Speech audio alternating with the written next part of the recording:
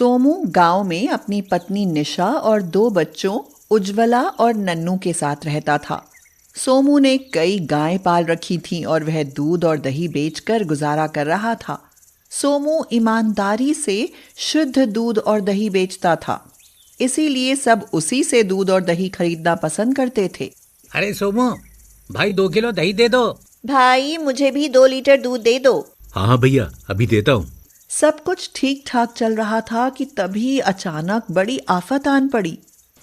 एक दिन सुबह सुबह ही बरसात शुरू हो गई और थमने का नाम ही ना लिया। मूसलाधार बारिश से पास की नदी में बाढ़ आ गई। पानी का तेज बहाव गांव में घुस आया और सब कुछ बहा ले गया। सोमू की सब गायें पानी के साथ बह गईं। अरे निशा देखो, हमारी गाय पानी के साथ बह रही है। हाय हाय, बेचारी गायें तो गई। निशा यह कह ही रही होती है कि तभी एकाएक पानी का बहाव बहुत बढ़ जाता है। निशा चिल्लाती है, सोमू सोमू हमें बचाओ, सोमू बच्चों को बचाओ सोमू। तुम घबराओ मत निशा, मैं तुम सबको कुछ नहीं होने दूंगा। यह कहकर सोमू निशा और अपने बच्चों को बचाने में जुट गया और किसी तरह उन्हें बाढ़ से बचाकर सुरक्षित जगह पर ले आया। बहुत बुरा हुआ हमारे साथ, सब बर्बाद हो गया, ना घर बचा ना पशु। पर जान तो बच गई ना, कहीं भी जाकर हम कमा खा लेंगे। हाँ निशा, अब यहाँ बचा ही क्या है जिसके सहारे जिया जाए। अब हम यहाँ नहीं रहेंगे। सोमू अपने परिवार को लेकर एक शहर में आ जाता है और एक कारखाने में मजदूरी करने लगता है। साथ ही निशा एक अमीर आदमी के घर बर्तन पोछे करने का काम करने लगती है। एक दिन निशा नन्नू और उज्ज्वला को अपने साथ ले जाती है। वाह क्या शानदार रसोई है। कितनी ठंड है यहाँ, क्यों है ना माँ? यहाँ एसी लगा है बच्चों, सेठ के घर के हर कमरे में एसी लगा है। निशा यह कहकर काम में लग जाती है और नन्नू और उज्ज्वला एक कमरे के दरवाजे पर आकर खड़े हो जाते हैं। कमरे के अंदर से एसी की ठंडी हवा आ रही होती है। उज्ज्वला खुश होकर कहती है, आहा, कितनी ठंडी हवा आ रही है इस कमरे से। अंदर तो देख सेठ की बेटी। अरे वाह, एसी की ठंड में बैठकर अपनी मनपसंद चीजें खा रही है ये तो। वह कमरा सेठ की बेटी गुनगुन का था। उस समय गुनगुन नाश्ता कर रही थी और साथ ही एसी की ठंडी हवा का आनंद ले रही थी। खाते खाते उसकी नजर जब नन्नू और उज्ज्वला पर पड़ती है तो उसे उन पर बहुत गुस्सा आता है। वह चीखते हुए दरवाजे पर आती है और कहती है, ए भिखारी बच्चों, कौन हो तुम? मॉम मॉम, जल्दी आओ मॉम। गुनगुन को ऐसे चीखते देख सरला भागती हुई सी आती है और गुनगुन से कहती है, अरे क्या हुआ गुनगुन बेटा, ऐसे क्यों चिल्ला रही हो? इन भिखारी बच्चों को घर में किसने घुसने दिया मॉम? तभी निशा आकर कहती है, ये भिखारी नहीं है छोटी मेम साहब, ये तो मेरे बच्चे हैं सेठानी जी। तो क्या तेरे बच्चे सेठ की औलाद हैं? आज के बाद इन्हें साथ लेकर आई तो नौकरी से हटा दूंगी, समझी? सेठानी में इतना ताव देखकर सेठ मनीष कहाँ पीछे रहने वाले थे।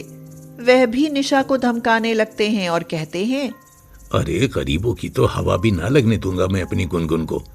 आज के बाद अपने बच्चों को इस घर से दूरी रखना, वरना मुझसे बुरा कोई ना होगा।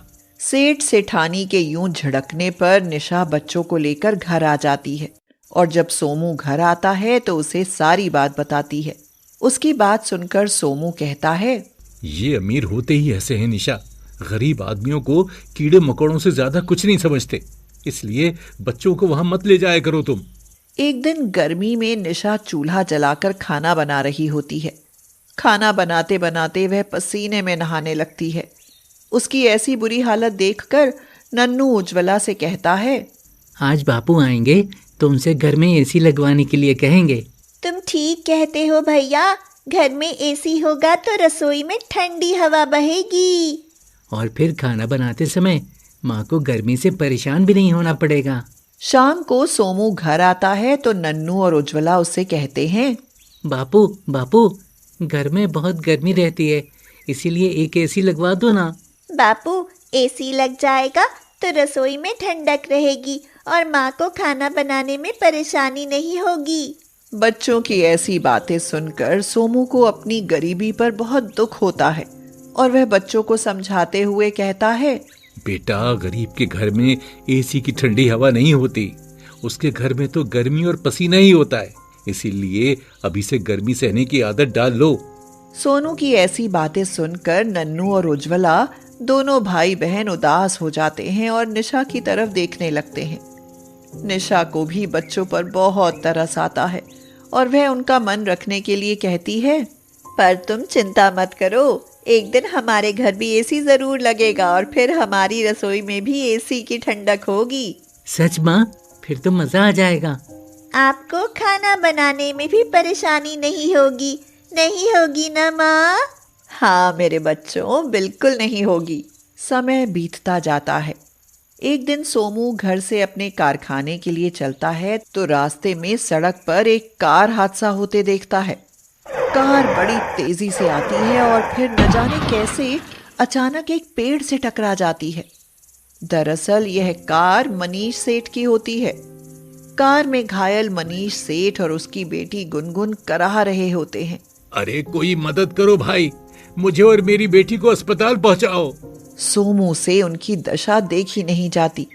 वह आसपास खड़े लोगों से कहता है, अरे कोई एम्बुलेंस बुला दो भाई, ऐसे तो ये बाप बेटी मर ही जाएंगे। सोमू के कहने पर एक आदमी एम्बुलेंस को फोन कर देता है और सोमू कुछ लोगों की मदद से उनको अस्पताल ले जाता है। अस्पताल जाते जाते गुनगुन की हालत कुछ ज्यादा ही खराब हो जाती है।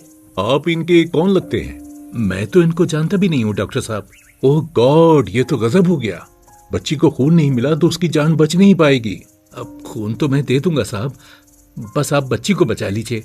सोनू के खून देने से गुनगुन की जान बच जाती है और सोमू कुछ देर बाद अस्पताल से घर जाने लगता है। वह पूछता है, क्या अब मैं घर जा सकता हूँ डॉक्टर साहब? हाँ जा सकते हो, मगर पहले अपना नाम और पता लिखवा दीजिए, ताकि कोई आप जैसे भले आदमी का नाम पता पूछे तो हम तुरंत बता सकें। कुछ देर बाद डॉक्टर मनीष सेठ को देखने जाता है तो वह गुनगुन की हालत के बारे में पूछते हैं। डॉक्टर, मेरी बेटी तो सही सलामत है ना? जी बच गई है आपकी बेटी।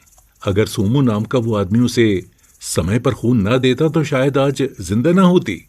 यह सुनकर मनीष सेठ ईश्वर का बार बार शुक्रिया करता है और सोमू के इस उपकार को मानते हुए कहता है, मेरे लिए तो फरिश्ता है वो सोमू, जिसने मेरी बेटी की जान बचाई। कुछ दिन बाद मनीष सेठ और गुनगुन ठीक होकर अस्पताल से घर लौट आते हैं और फिर एक रोज गरीब सोमू के घर के सामने एक महंगी कार आकर रुकती है। कार से मनीष सेठ, सरला और गुनगुन बाहर आते हैं।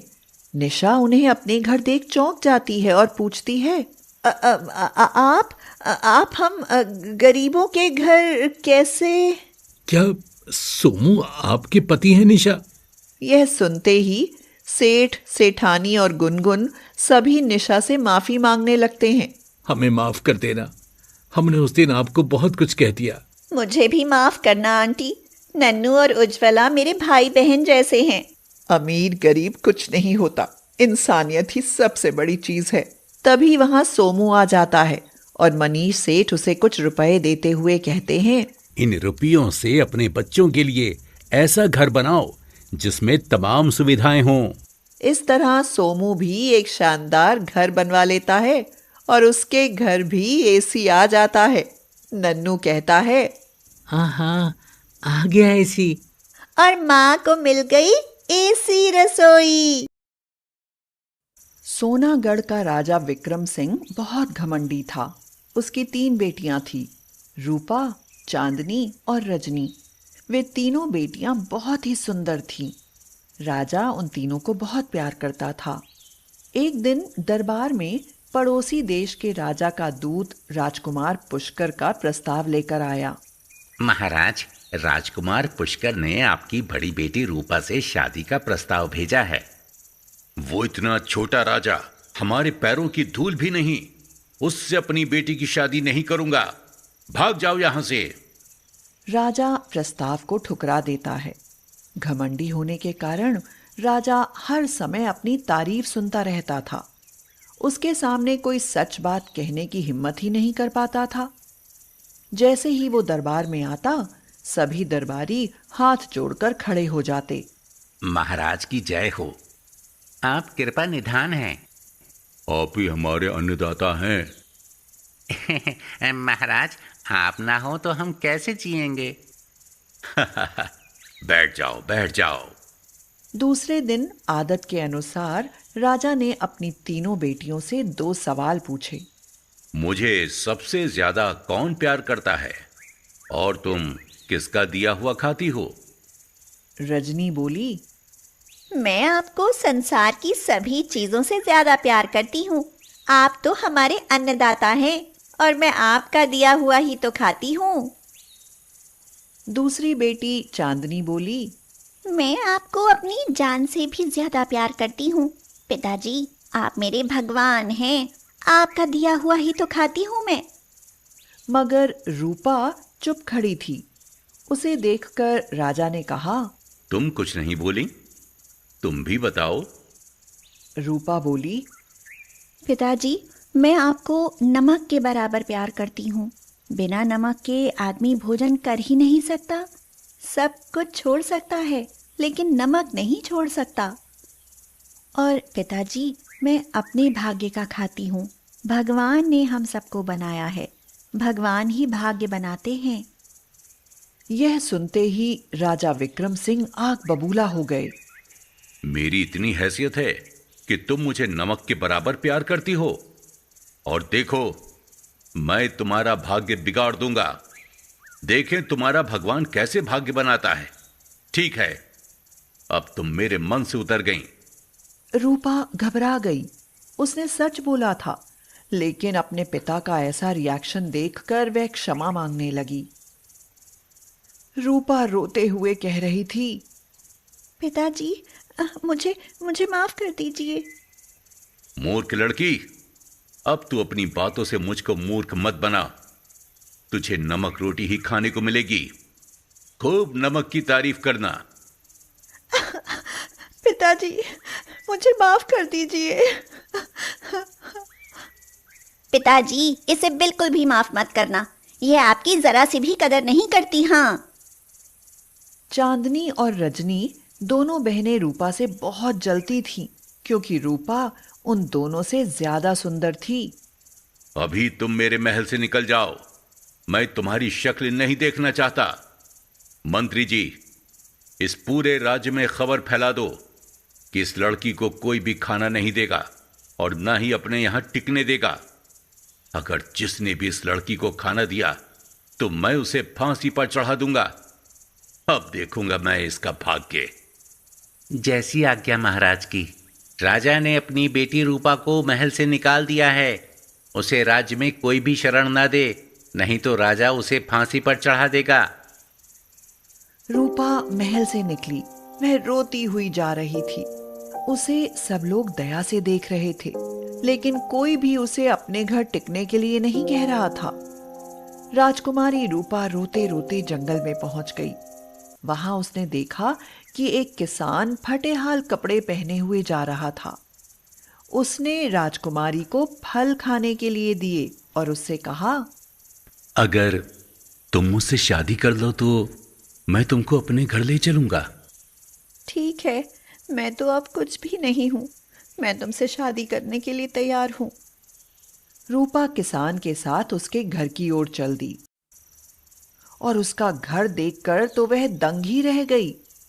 बाप रे, इतना बड़ा महल! और तुम तो कह रहे थे कि तुम किसान हो। किसान ने कपड़े और नकली दाढ़ी को उतार दिया। क्या देख रही हो रूपा? ये मैं राजकुमार पुष्कर हूं और ये मेरी राजधानी है। लेकिन तुम तो किसान के रूप में वहां गए थे। जब मैंने तुम्हारे पिता की प्रतिज्ञा को सुना तो मैं भेष बनाकर वहां पहुंच गया। मैंने तुम्हें एक उत्सव में देखा था। मैं तुमको बहुत पसंद करता हूं। मैंने शादी का संदेश भेजा, लेकिन तुम्हारे पिता ने तो वो ठुकरा दिया। पिताजी की तरफ से मैं आपसे माफी मांगती हूँ। कैसी बातें करती हो रूपा? मैंने तो उन्हें माफ कर ही दिया था। इधर राजा विक्रम सिंह ने अपनी बेटी चांदनी की शादी बहुत बड़े राज्य के राजकुमार इंद्रजीत से की और दूसरी बेटी राजकुमारी रजनी की शादी समर सिंह से करी। चांदनी अपनी बहन रजनी से कहती है, रजनी बहन, पिताजी इतने बूढ़े हो गए हैं, इन्हें राज्य की भला क्या जरूरत है।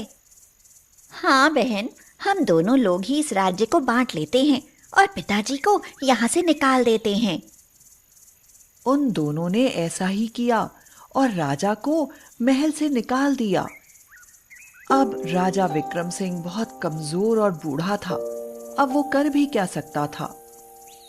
एक दिन राजा रोते हुए बोला, मेरी बेटी रूपा ही मुझको सबसे ज्यादा प्यार करती थी। मैं घमंड में सब भूल गया था और मैं अपने को भगवान बताता था। चलता हूं, आज उसी के पास देखूं वो कहां है। उधर रूपा को भी सूचना मिल गई थी कि उसकी बहनों ने उसके पिता को महल से निकाल दिया है। इसलिए उसने अपने नौकरों को भेजकर राजा को अपने महल में बुलवा लिया। राजा ने जब अपनी बेटी के ठाठ देखे और देखा कि वह तो रानी बनी हुई है, तो उनकी आंखों से खुशी के आंसू निकलने लगे और वह बोले, बेटी, तुम सही थी। वास्तव में तुम मुझे सबसे ज्यादा प्यार करती थी और तुम्हारी ये भी बात सच निकली कि भाग्य को कोई नहीं बनाता, भगवान ही बनाता है। इस तरह से राजा के अहंकार का नाश हुआ और राजा को यह समझ में आ गया कि इस संसार में सभी अपने भाग्य का खाते हैं।